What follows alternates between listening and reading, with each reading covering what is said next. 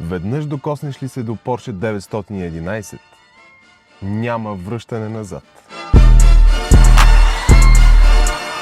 А това е най-новото поколение на модела 992.2, налично по програмата за проверени по 111 точки и сертифицирани автомобили Porsche Approved. Този надпис означава нов 3,6 литров турбобоксер, съчетан с една от най-новите ефективни и иновативни хибридни системи, правени някога. Самостоятелно, боксерът генерира 485 конски сили и 610 Нм.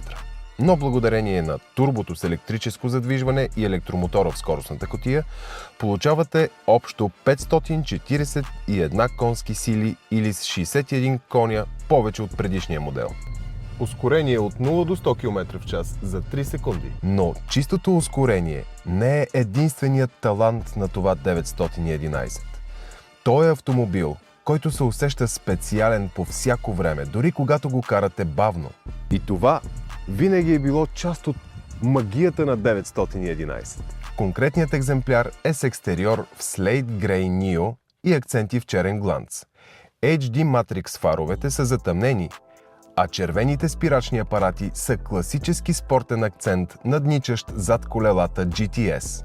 Тук е добавен кожен пакет в стил 930, като дори кормилната колона е обвита с естествения материал. Седалките са опционалните спортни адаптивни с 18 електрически настройки с вентилация.